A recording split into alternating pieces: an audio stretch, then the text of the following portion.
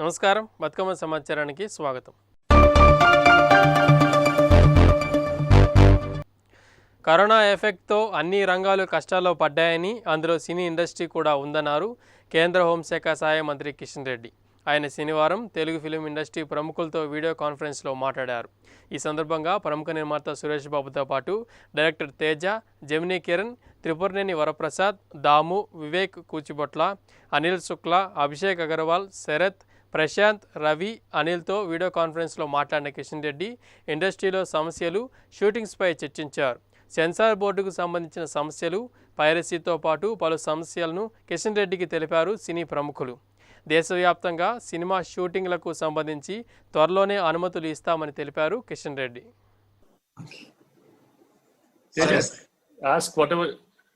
Sir actually ఏంటంటే sir, shooting కి మా బిజినెస్ అంతా క్రౌడ్ తో కనెక్టెడ్ సార్.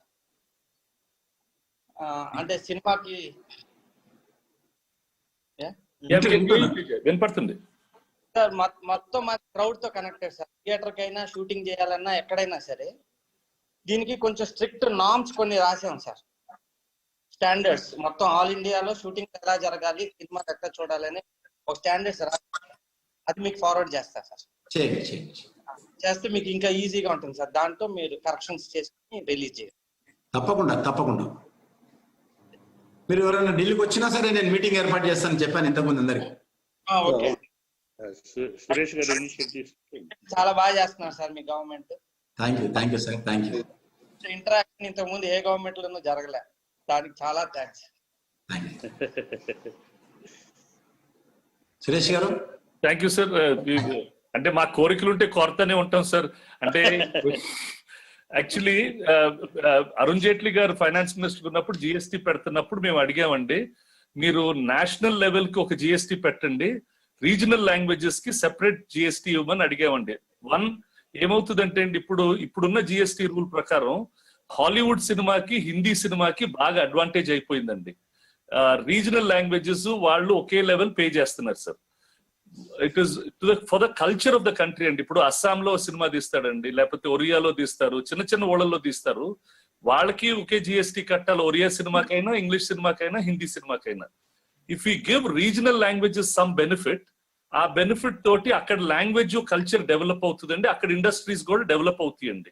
ఇప్పుడు మనం తెలుగు నిజంగా బాగా డెవలప్ అయింది అప్పుడు ఎన్టీ రామారావు గారు, చెన్నారెడ్డి గారు వాళ్ళు మనకి తక్కువ ట్యాక్స్లు చేయటం వల్ల we were able to come up అండి. కన్నడ సర్వైవ్స్ బికాస్ కన్నడంలో ట్యాక్స్ తక్కువ ఉండటం వల్ల వాళ్ళు సర్వైవ్ అయ్యారండి.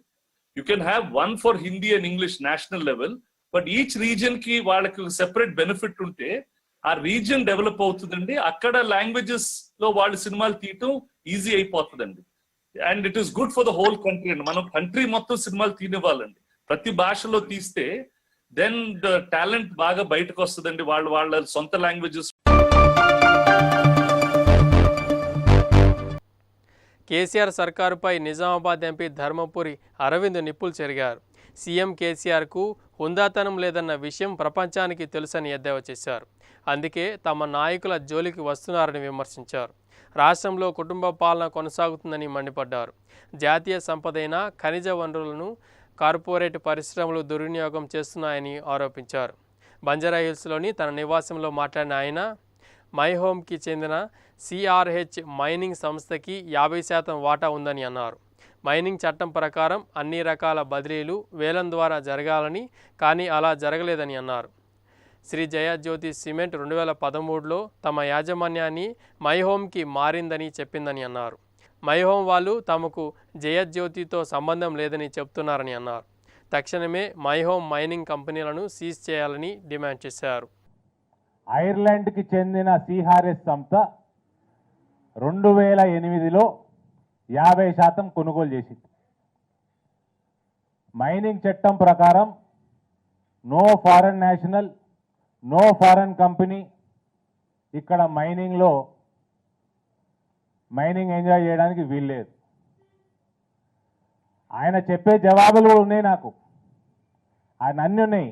ఆయన చెప్పే జవాబులు అన్నీ మిస్గైడ్ చేస్తూ ఉన్నాడు 10 ఏళ్ల నుంచి. ఇది తప్పకుండా ఎఫ్డిఐ ఇన్వెస్ట్మెంట్ ఇన్ మైనింగ్ వైలేషనే. మీ ఆటలు కొనసాగవు.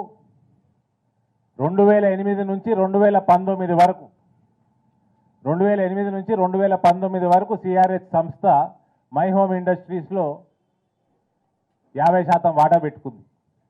ఇప్పుడు ఈ మధ్య ఆ 50% వాటం కాస్త my home constructions private limited return తీసుకొని మా దగ్గర ఫారెన్ ఇన్వెస్ట్మెంట్ లేదు అని చెప్తే నడవదు. ఆట మొదలయ్యేటప్పుడే రూల్స్ ఫామ్ అవుతాయి. ఆట అయిపోయినాక రూల్స్ మధ్యలో రూల్స్ చేంజ్ అవుతాయంటే నడవదు అది.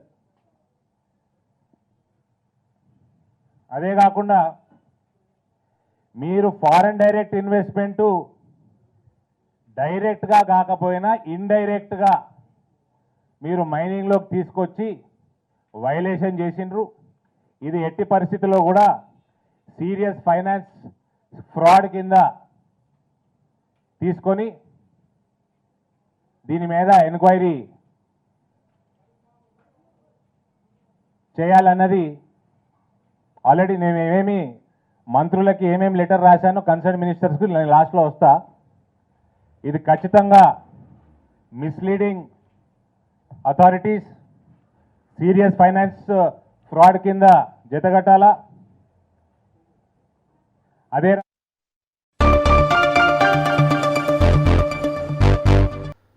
రామగుండం ఎన్టీపీసీ అన్నపూర్ణ కాలనీకి చెందిన రేషన్ డీలర్ గత కొద్ది రోజుల క్రిందట అనారోగ్యంతో హైదరాబాద్ ఆసుపత్రికి చికిత్స నిమిత్తం వెళ్ళగా 2 రోజుల క్రిందట వైద్య పరీక్ష నిర్వహించగా కరోనా పాజిటివ్ రిపోర్ట్ రావడంతో అప్రమత్తమైన పోలీస్, వైద్య, రెవెన్యూ సిబ్బంది ముందు జాగ్రత్తగా ఎన్టీపీసీ అన్నపూర్ణ కాలనీ పరిసర ప్రాంతాల్లో నివాసం ఉన్న కాలనీ వాసులకు క్వారంటైన్ స్టాంపులు వేసి ఎవరూ కూడా ఇంట్లో నుంచి బయటకు రావద్దని వైద్య సిబ్బంది సూచించారు. Okay.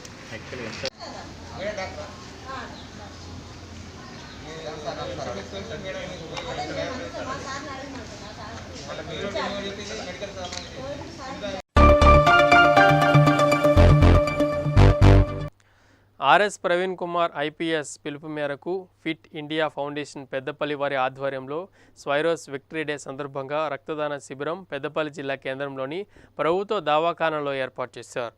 Traffic CI quota Baburao మాట్లాడుతూ ప్రవీణ్ కుమార్ ఐపీఎస్ ఆలోచన విధానంతో ఎంతోమంది విద్యార్థులు ఉన్నత స్థాయికి ఎదిగారని, అనేక మంది విద్యార్థులలో ప్రతిభను గుర్తించి వారికి అవకాశాలు కల్పిస్తున్నారని, దానిలో భాగంగా పూర్ణ మలావత్ ఎవరెస్ట్ శిఖరాన్ని అధిరోహించిన సందర్భంగా స్వైరోస్ విక్టరీ డే జరుపుకోవడం సంతోషకరమైన విషయమని అన్నారు.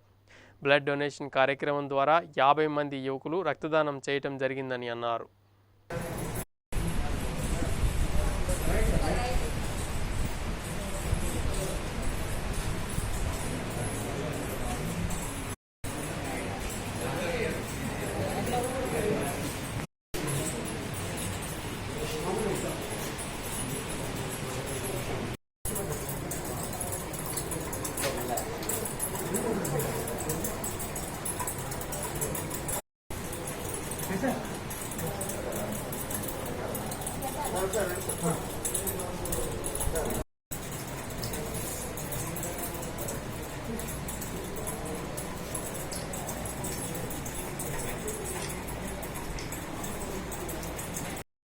ఈరోజు పెద్దపల్లి గవర్నమెంట్ హాస్పిటల్లో సుప్రీం స్వేరో ఆర్ఎస్ ప్రవీణ్ కుమార్ ఐసీ గారి పిలుపు మేరకు బ్లడ్ డొనేషన్ క్యాంప్ని ఇక్కడ ఏర్పాటు చేయడం జరిగింది. దీనికి ఫిట్ ఇండియా వారి ఆధ్వర్యంలో ఇక్కడ ఏర్పాటు చేస్తున్నారు. దీనికి కానీ సార్ పిలుపు మేరకు ఒక 30 నుంచి 40 మంది వచ్చి రక్తదానం చేస్తున్నారు. సో రక్తం ఇస్తే మనం రక్తదానం చేయండి, ప్రాణదాతలు కండి అని మనకు క్యాప్షన్ కూడా ఉంది. సో దాన్ని మనం పునరుద్ధరించడానికి, బలోపేతం చేయడానికి గాను ఈరోజు సుప్రీం స్వేరో గారి ఆధ్వర్యంలో ఈ గొప్ప కార్యక్రమం చేయడం ఫిట్ ఇండియా వారిని మా డిపార్ట్మెంట్ తరఫున ప్రత్యేకంగా అభినందిస్తున్నాం. సో అందరూ రక్తాన్ని దానం చేయండి, మీరు కూడా ప్రాణదాతలు కండి.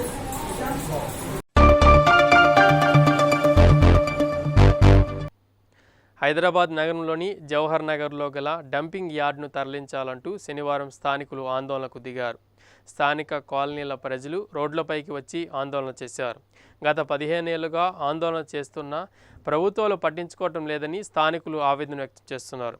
దుర్వాసన, కాలుష్యం, నీటి కలుషితంతో అనేక ఆరోగ్య సమస్యలు వస్తున్నాయని అన్నారు. Pollution control board, GHMC, municipal అధికారులకు తమ ఇబ్బందులు చెప్పినా పట్టించుకోవటం లేదని స్థానికులు ఆరోపిస్తున్నారు. బయోడైవర్సిటీ ఫ్లైఓవర్ చేయగలిగిన వాళ్ళు ఈ డంపింగ్ యార్డ్ ఎందుకు తీసేయలేకపోతున్నారు? కొన్ని అంత పెద్ద దిగ్గజ కంపెనీ అయిన ఎల్జీ పాలిమర్స్ తరలిపోతుందట. అటువంటిది ఈ డంపింగ్ యార్డ్ ని తరలించలేమా? మనం ఎందుకు తరలించలేమన్నా మీరు అనుకోవట్లేదు. మీరు అనుకుంటే ఇది మీ విషయంలో 5 నిమిషాల సమస్య కాదు, ఒక్క 5 నిమిషాల్లో మీరు సాల్వ్ చేయగలిగిన. నేను మామూలు కామన్ పీపుల్ని, వాళ్ళంటే XYZ అనుకోండి. నేను మామూలుగా ఇంట్లో రెసిడెంట్ని, మామూలు కామన్ పీపుల్ని. నేను పాప, నాకు 6 months పాప ఉంది ఇంట్లో. పాపకు డైలీ వామిటింగ్స్ సార్. మా ఇంటి ఎదురుగా 2 months బాబు ఉన్నాడు, ఆ బాబుకి వామిటింగ్స్. పెద్దోళ్ళమే తట్టుకోలేకపోతున్నాము. కాలనీలో లేడీస్ కి ముక్కులో నుంచి బ్లడ్ వస్తుంది వాసనకి. వాళ్ళు వేరే వాళ్ళతో వదిలేయండి, మేము అక్కడ రెసిడెన్స్గా ఉంటున్నాము. మాకేం చెప్తారు సమాధానం? ఇది ఓపెన్ సీక్రెట్ సార్. వచ్చి ఒకసారి అక్కడ చెరువు ఉంది, చెరువు చూడండి. చెరువు ఉంది అక్కడ, చెరువు చూడండి, అందరికి అర్థమవుతుంది పొల్యూట్ అయిందా లేదా అనేది. గ్రౌండ్ వాటర్, బోర్ వాటర్ పట్టిస్తాము, వాటర్తో మొంగొడుకోండి. ఆ వాటర్లో పొల్యూషన్ ఉందో లేదో మీకే అర్థమవుతుంది. ఎన్ని రోజులు ఇంట్లో కూర్చుంటారు సార్? 60 రోజుల పాటు ఇంట్లో నుంచి బయటికి రాని వాళ్ళు ఈ 3-4 days నుంచి ఎందుకు వస్తున్నాము? పాప ఉంది ఇంట్లో, 60 సంవత్సరాల పెద్దోళ్ళు ఉన్నారు, వాళ్ళకి డయాబెటిక్ ఉంది, షుగర్ ఉంది, బీపీ ఉంది. ఈ వాసన వల్ల ఏమైనా వస్తే క్యాన్సర్ వచ్చిన పర్సన్ కూడా ఉన్నాడు ఈ వాసన వల్ల. ఎంతసేపు కూర్చుంటారు సార్ ఇళ్ళల్లో చెప్పండి? ఎల్జీ గ్యాస్ వైజాగ్ వల్ల కేటీఆర్ అన్న కూడా ట్విట్టర్ లో మెసేజ్ పెట్టారు, నో రిప్లై. మల్లారెడ్డి గారు మొన్న వచ్చినప్పుడు మీకేమైనా మేము ఉంటామన్నారు. మల్లారెడ్డి గారు అపాయింట్మెంట్ దొరకదు, మాకు మాట్లాడాలని కూడా దొరకదు. బేసిక్ గా గవర్నమెంట్ ఏమనుకుంటుందో ఏమో, ఇక్కడ 10 మంది చచ్చిపోతే గానీ మళ్ళీ దీని మీద యాక్షన్ తీసుకుంటారు. గవర్నమెంట్ ఎందుకు ఉంటుంది సార్? 10 మంది చంపడానికి గవర్నమెంట్ చంపడానికి గవర్నమెంట్ లేదు కదా, పోలీసు వాళ్ళు లేరు కదా సార్. ఫస్ట్ ఆఫ్ ఆల్ మొన్న నైట్ పొల్యూషన్ కంట్రోల్ బోర్డు వాళ్ళు వస్తే వాళ్ళకి జీరో రీడింగ్ ఎక్కడ చూపిస్తారు? యాప్రాల్ నుంచి జవహర్ నగర్, కార్మిక్ నగర్, రాంపల్లి, నాగారము, అమ్మాయి కూడా PS.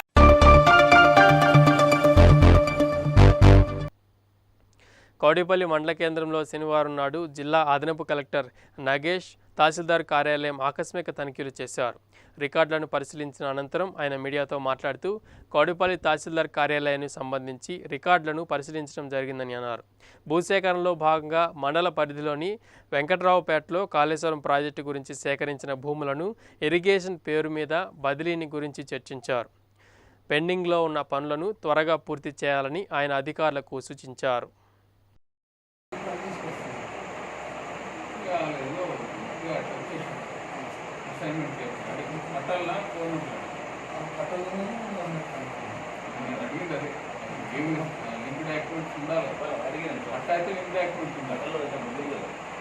లేదా వానికి మనలో కొడుకు అయి ఉండాలి, లేదంటే లిక్విడ్ యాక్టివిటీ ఉండాలి.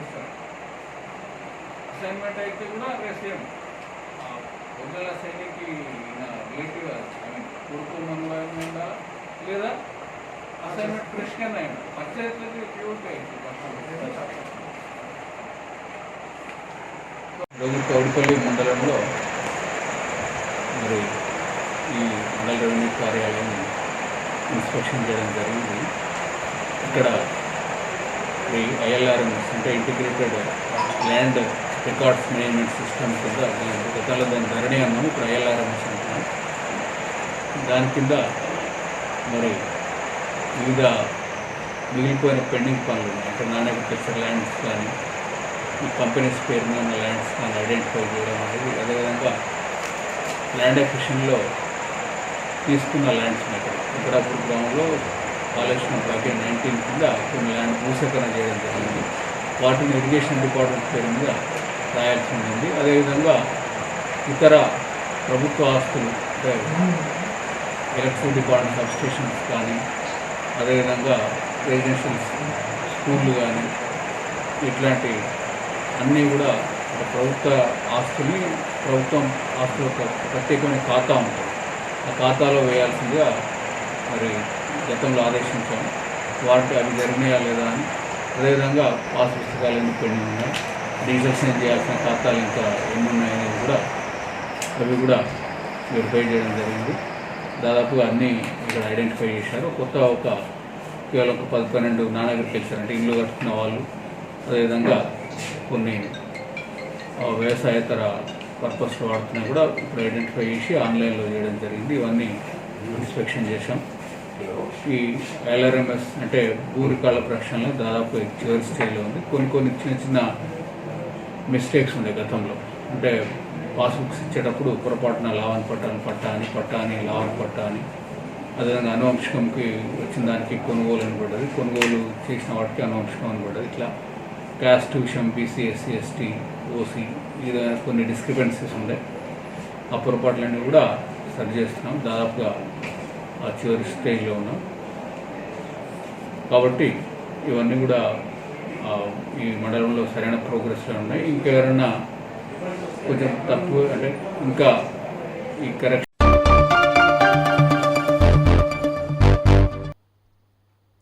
వైసీపీ ఏడాది పాలనంతా దాడులు దౌర్జన్యాలతోనే గడిచిపోయిందని టీడీపీ మహిళా నేత పంచుమర్తి అనురాధ విమర్శించారు. హైకోర్టు 67 సార్లు మొట్టికాయలు వేసినా జగన్ ప్రభుత్వంలో చలనం లేదని ఎద్దేవా చేశారు. జగన్ పాలనలో దళితులను మానసికంగా వేధిస్తున్నారని ఆరోపించారు.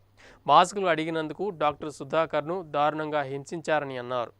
కుచ్చులూరు బోటు ప్రమాద బాధిత కుటుంబాలకు న్యాయం చేయమన్నందుకు మాజీ ఎంపీ హర్షకుమార్ను వేధించారని గుర్తు చేశారు. 0 అది కాకుండా ఈరోజు హింస పెట్టే ప్రయత్నం సుధాకర్ గారు. ఎప్పుడండి? కరోనా అంటే భయపడిపోయే టైంలో, ఇంకా ఏది ముట్టుకున్నా భయపడిపోతాము అనే అలాంటి టైంలో వారు ముందుకొచ్చి వైద్యం చేయడానికి ముందుకొచ్చి మరి వారి వైద్య సేవలు అందిస్తా ఉంటే ఆ టైంలో మాస్కులు అడిగారని చెప్పి ఆ మాస్కులు ఎందుకు అడిగారనే ఉద్దేశంతో అతన్ని మీరు సస్పెండ్ చేయడం జరిగింది. ఇది కరెక్ట్ అండి? అసలు ఆ తర్వాత ఏమైనా వదిలిపెట్టారా? పిచ్చోడు ముద్ర ఒకటి వేశారు. ఆ తర్వాత తీసుకెళ్లి ఆ మెంటల్ హాస్పిటల్లో పడేశారు. వాళ్ళ మదర్ 74 సంవత్సరాలు ఆవిడికి. అందరూ చెప్తా ఉన్నారు కరోనా 70 ఏళ్ళు దాటిన వాళ్ళు మరీ జాగ్రత్తగా ఉండాలి అని చెప్పి. మరి ప్రతి డాక్టర్స్ చెప్తున్నారు, ప్రతి ఒక్కళ్ళు కూడా చెప్తా ఉన్నారు. అయినా సరే అది లెక్క పెట్టుకోకుండా వాళ్ళ కొడుకు న్యాయం కోసం, న్యాయం జరగటం కోసం ఈరోజు రోడ్డు మీద తిరిగే పరిస్థితి తీసుకొచ్చారు. అదే విధంగా ఇంతకు ముందు కూడా కచ్చులూరు బోటు ప్రమాదం తూర్పుగోదావరి జిల్లాలో, మరి అక్కడ ఉన్న బోటు ప్రయాణికులకి న్యాయం జరగాలి అనే ఉద్దేశంతో ఆ రోజు మరి 10 సంవత్సరాలు ఎంపీగా చేసిన హర్షకుమార్ గారు మరి వారు దాన్ని క్వశ్చన్ చేసినందుకు 48 రోజులు మీరు జైల్లో పెట్టారు. కారణం ఏమన్నా? ముఖ్యమంత్రిగా మీరు ఏం చేయాలండి? ఆ స్పాట్కి వెళ్ళాలి, అక్కడ ఏం జరిగిందో చూడాలి. ఏరియల్ సర్వే చేసేసి ఊరుకున్నారు. అక్కడ ఉన్న నిజాలన్నీ కూడా చెప్పే ప్రయత్నం చేస్తే హర్షకుమార్ గారిని హర్షించాల్సింది పోయి ఆ రోజు మీరు 48 రోజులు జైల్లో ఉంచేటట్టుగా చేస్తారు. ఇదేనా మీరు దళితులకి చేసే న్యాయం? దళితుల భూములు అమ్మద్దు, అసైన్ భూములు అమ్మద్దు అని చెప్పి మరి ఒక అతను రిక్వెస్ట్ చేసిన దాని మీద రాజేష్ అనే వ్యక్తి అతని మీద కేసు నమోదు చేయడం జరిగింది. మీ గవర్నమెంట్ రాగానే ఆత్మకూరులో 100 మంది దళిత కుటుంబాలని మీరు అక్కడి నుంచి తరిమేశారు. ఇదేనా దళితులను ఉద్ధరించడం అంటే? అదే విధంగా ఈ గోదావరి జిల్లాలో సాగు లాభసాటిగా మారాలని, అన్నదాత ఆత్మగౌరవంగా బతకాలనే నియంత్రిత పంటల సాగు విధానాన్ని సీఎం కేసీఆర్ అమల్లోకి తెస్తున్నారని ఆర్థిక శాఖ మంత్రి హరీష్ రావు అన్నారు. నియంత్రిత పంటల సాగు విధానంపై సంగారెడ్డి జిల్లా కేంద్రంలో ఏర్పాటు చేసిన జిల్లా స్థాయి అవగాహన సదస్సులో మంత్రి హరీష్ రావు పాల్గొని ప్రసంగించారు. వానాకాలంలో మొక్కల దిగుబడి తక్కువగా వస్తుంది. దిగుబడి వచ్చే సమయంలో వర్షాలు పడుతున్న క్రమంలో వేసవిలో మొక్కలు వేసుకోవాలని ప్రభుత్వం చెబుతోందని అన్నారు. ఈ సంవత్సరం సంగారెడ్డి జిల్లాలో 3.60 లక్షల ఎకరాల్లో పత్తి సాగు చేయాలని అన్నారు. వచ్చే సంవత్సరం పత్తికి మంచి డిమాండ్ ఉంటుందని మంత్రి స్పష్టం చేశారు.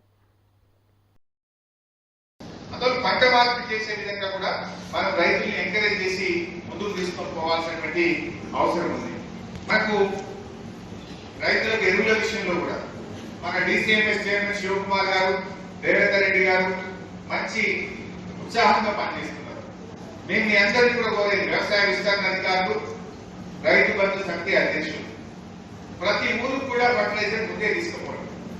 ఎందుకంటే కరోనా కూడా లైన్లు కట్టి మండల కేంద్రాలకు వచ్చి రైతు ఒక రోజు తన పనిని కోల్పోవద్దు, హమాలీ ఛార్జీలు, ఆటో ఛార్జీలు రైతు మీద పడద్దు, కరోనా వ్యాధి కూడా పెరగకుండా రైతులు ఒక దగ్గర దుమ్మిగూడకుండా ఉండాలంటే మీరు శివకుమార్ తోని, దేవేందర్ రెడ్డి గారితో, మీ ట్యాక్స్ చైర్మన్లతో కోఆర్డినేట్ చేసి ఏ ఊరికి ఆ ఊరికి రిక్వైర్మెంట్ ప్రకారంగా వాహనాలు ఊరికే తెప్పియాలి.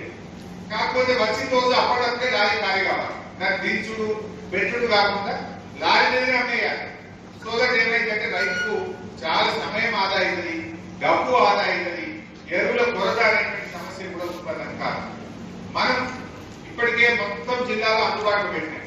రైతు ఆగ్రహం సేవా కేంద్రాల దగ్గర, బ్యాక్స్ సొసైటీల దగ్గర, డీలర్ల దగ్గర ఎరువులు అందుబాటులో ఉన్నాయి. కలిగినటువంటి రైతులు మనం ఎందుకంటే వడ్లు కొన్నాం, డబ్బులన్నీ రైతులకు ఇచ్చాం, కందులు కొన్నాం, రైతులకు డబ్బులు ఇచ్చాం. సో రైతుల దగ్గర డబ్బులు ఉన్నాయి కనుక ఎరువులు ముందుగానే కొనుక్కొని తమ ఇళ్లలో ఎవరికి 2 సంచులు 4 సంచులు పెట్టుకుంటే మనకు భారం దిగుతుంది. మనం కూడా ఇంకా మళ్ళీ స్టాక్ చేసి జిల్లాలో పెట్టుకునేటువంటి అవకాశం ఉంటుంది. ఈ వర్షం పడిన వస్తే కృత్రిమమైనటువంటి కొరత.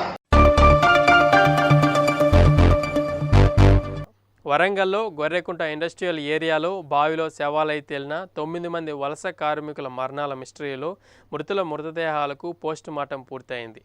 ఒకరు కాదు, ఇద్దరు కాదు, ఏకంగా 9 మంది బావిలో శవాలై తేలటం. ఇక ఈ కేసులో ఏం జరిగిందో ఇంకా అంతుచిక్కకపోవడంతో పోస్టుమార్టం రిపోర్టు కీలకంగా మారింది. ఇక ఇదే సమయంలో పోస్టుమార్టం నివేదికల్లో ఆసక్తికర విషయాలు వెలుగు చూశాయి. మృతుల్లో 4 ఒంటి మీద గాయాలున్నట్లుగా గుర్తించారు వైద్య నిపుణులు. ఇక అంతేకాదు, ఘటన జరగడానికి ముందు పెనుగులాట జరిగి ఉంటుందని భావిస్తున్నామని పోస్టుమార్టం చేసిన వైద్యులు చెబుతున్నారు. పోస్టుమార్టం వివరాలు చెప్పిన ఎంజిఎం మార్చి ఫోరెన్సిక్ విభాగం హెడ్ డాక్టర్ రజా మాలిక్ ఇక ఊపిరితిత్తులో నీరు చేరటం వల్లే 9 మంది మృతి చెందారని చెప్తున్నారు. బావిలో పడే వరకు అందరూ ప్రాణాలతోనే ఉన్నారని, చనిపోయాక బావిలో పడేసిన వాళ్ళు ఎవ్వరూ లేరని, అందరూ బావిలోనే తుది శ్వాస విడిచారని పేర్కొన్నారు. వీరి మీద ఏదైనా విషప్రయోగం జరిగిందా, లేక వాళ్ళంతటా వాళ్ళే దూకారా, లేక ఎవరైనా తోశారా అన్నది తెలియాల్సి ఉంది. వారికి ఫుడ్ పాయిజన్ ఏదైనా జరిగిందన్న విషయానికి సంబంధించి నమూనాలు ఫోరెన్సిక్ ల్యాబ్కు పంపినట్లుగా చెప్తున్నారు పోస్టుమార్టం చేసిన వైద్యులు. ఫోరెన్సిక్ ల్యాబ్ రిపోర్టు వచ్చేసరికి 10 నుంచి 15 రోజుల సమయం పడుతుందని చెప్తున్నారు. మరోవైపు ఈ కేసులో ఫోన్ కాల్స్ డేటా ఆధారంగా దర్యాప్తు చేస్తున్నారు పోలీసులు. ఇక అంతేకాదు, మృతుల్లో 7 సెల్ ఫోన్లు కనిపించకపోవడంతో వాటి కోసం పోలీసులు గాలిస్తున్నారు. మక్సూద్ తనయ బుస్రాతో సన్నిహిత సంబంధాలు ఉన్నాయని అనుమానిస్తోన్న యాకూబ్ అనే వ్యక్తి ఫోన్ కాల్స్తో పాటుగా ఘటన జరిగిన రోజు ఇతరులతో మక్సూద్ ఏం మాట్లాడారనే విషయంపై కూడా పోలీసులు ఫోకస్ పెట్టారు. ఈ కేసులో పోలీసులు ఇప్పటికే అదుపులో ఉన్న అనుమానితుడు యాకూబ్ను, అతడితో పాటు బీహార్కు చెందిన సంజయ్ కుమార్ యాదవ్ను కూడా పోలీసులు విచారిస్తున్నారు. ఇవి మాస్ సూసైడ్స్ కావని పోస్టుమార్టం నివేదికల ద్వారా కాస్త క్లారిటీ వచ్చింది. అయితే ఫోరెన్సిక్ రిపోర్టు వస్తే అసలేం జరిగిందో పూర్తిగా తెలిసే అవకాశం ఉంది. వలస కార్మికులను ఆదుకోవడంలో కేంద్ర రాష్ట్ర ప్రభుత్వాలు విఫలమయ్యాయని టీపీసీసీ చీఫ్ ఉత్తమ్ కుమార్ రెడ్డి ఆరోపించారు. దేశంలో పెద్ద ఎత్తున ఆహార నిల్వలున్న పేదలకు పంచలేదని తప్పుపట్టారు. వలస కార్మికులను తరలించేందుకు ఆర్మీని రంగంలోకి దించితే బాగుండేదని అభిప్రాయపడ్డారు. తమ అధినేత్రి సోనియా పిలుపుతో వలస కార్మికులను తామే తరలిస్తున్నామని తెలిపారు. రాష్ట్రంలో పత్రికా స్వేచ్ఛను దారుణంగా తొక్కేస్తున్నారని ఉత్తమ్ మండిపడ్డారు. వలస కూలీలను ఆదుకోవడంలో కేంద్ర రాష్ట్ర ప్రభుత్వాలు వైఫల్యమైనవి. కాంగ్రెస్ పార్టీ దేశవ్యాప్తంగా, తెలంగాణ వ్యాప్తంగా వలస కార్మికులకి అన్ని విషయాల్లో వారి సంక్షేమానికి, వారి సంరక్షణకి, వారి వాహన సౌకర్యానికి మేము సంపూర్ణ కృషి చేస్తున్నాం. వాళ్ళు ఇక్కడ ఇటుక బట్టీల్లో పనిచేసే వాళ్ళు, వాళ్ళకి బస్సు ఏర్పాటు చేసి వాళ్ళ సొంత రాష్ట్రానికి వెళ్ళిపోవడానికి తెలంగాణ కాంగ్రెస్ పార్టీ ఈ వాహన సౌకర్యం, కొంత ఆహార సౌకర్యం వగైరా మేము ఏర్పాటు చేసినాం.